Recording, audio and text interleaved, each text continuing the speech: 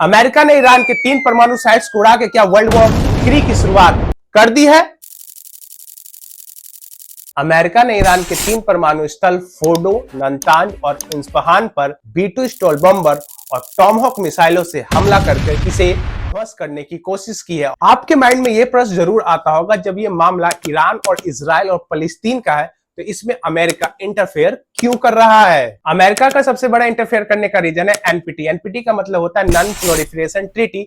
इसको बहुत सारे अरब कंट्रीज ने साइन किया है, जैसे मिस्र, Syria, Lebanon, Jordan, Iraq. NPT एक इंटरनेशनल समझौता है जिसमें यह निर्णय लिया गया है कि परमाणु हथियारों के प्रसार और प्रसार को रोकना होगा और परमाणु टेक्नोलॉजी को सिर्फ शांतिपूर्ण उद्देश्य के लिए ही प्रयोग में लाया जाएगा। और ईरान जो है इसकी सदस्यता को 5 फरवरी 1970 को ही साइन कर चुका है, लेकिन फिर भी ये कंटिन्यूअसली परमाणु बम बनाने की प्रक्रिया में लगा हुआ है। तो अमेरिका का मानना है कि ईरान यदि परमाणु बम बना लेता है तो अरब कंट्रियों में परमाणु बम बनाने की होड़ सी मच जाएगी, जो कि विश्व शांति के लिए खतरा है। दूसरा उसका पर्सनल रीजन है कि अमेरिका जो है अपना दबदबा मिडिल ईस्ट में बनाए रखना चाहता है, इसलिए वो इजराइल को सपोर्ट करता है। तो इजराइल को सपोर्ट करने के लिए भी वो परमाणु बम बनना नहीं देना चाहता। और इस पूरे सिनेरियो को वर्ल्ड वॉर 1 से कंपेयर किया जाए तो पूरा सिचुएशन वर्ल्ड वॉर 1 से मिलता है और वर्ल्ड वॉर 3 होने के पूरे चांसेस बनते हैं, क्योंकि वर्ल्ड वॉर 1 में बिल्कुल ऐसा ही हुआ था। स्टार्ट तो जर्मनी ने की थी, लेकिन पूरी दुनिया 2 भागों में बट गई थी। उस समय ट्रिपल एंटिटी और ट्रिपल अलायंस बने थे,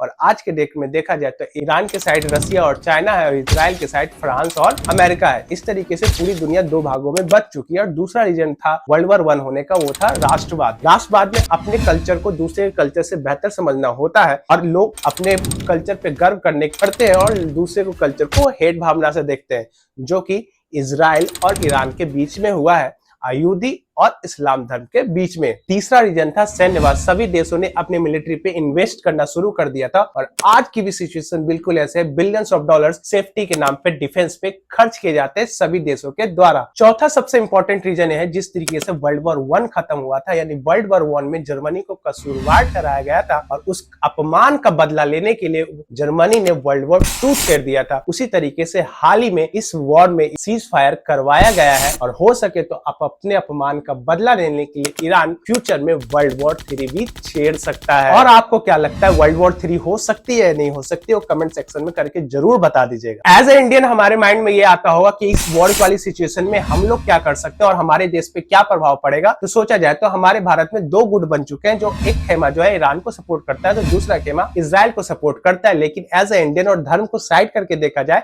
तो दोनों ही देश हमारे लिए बहुत ही ज्यादा जरूरी है। इजराइल की बात करें तो इजराइल से हम लोग ड्रोन, मिसाइलें और डिफेंस की इक्विपमेंट्स देते हैं, तो साथ में हम लोग उन्हें देते हैं ज्वेलरी, कपड़े और चावल वगैरह हम लोग वहां पहुंचाते हैं। यानी कुल मिला के देखा जाए तो इजराइल से हम लोग को $3.75 बिलियन का ट्रेड होता है। दूसरी तरफ ईरान भी हमारे लिए इंपॉर्टेंट है, क्योंकि ईरान के पास है चाबहार पोर्ट, जिसमें भारत ने भी इन्वेस्ट किया है और ये एक इकलौता पोर्ट है जहां से भारत मिडिल ईस्ट में सामान को पहुंचाता है और वहां से सामान लाता है। और इससे क्या होता है कि पाकिस्तान को हम लोग पूरी तरीके से डायरेक्ट बाईपास करके अपने सामान को बेच पाते हैं। ईरान से भारत कच्चा तेल, ड्राई फ्रूट्स और प्लास्टिक जैसी चीजें मंगवाता है और भारत ईरान को चाय, चावल, ऑटो पार्ट्स जैसी चीजें निर्यात कर पाता है। यानी भारत और ईरान के बीच में ट्रेड है ही, साथ ही उसके रास्ते के थ्रू हम लोग मिडिल ईस्ट के सारे देशों में अपना ट्रेड कर पाते हैं। मेरा मानना है कि हमें दोनों देशों के साथ बैलेंस बना के चलना चाहिए, जो कि हमारी सरकार कर भी रही है, क्योंकि वॉर किसी भी चीज का सॉल्यूशन नहीं होता, वॉर से सिर्फ प्रॉब्लम बढ़ती है। और इस पूरे मुद्दे पे आपकी क्या राय है वो कमेंट सेक्शन में जरूर बता दीजिएगा। और जाते जाते मैं अंकित को सब्सक्राइब करना ना भूलिएगा। जय हिंद,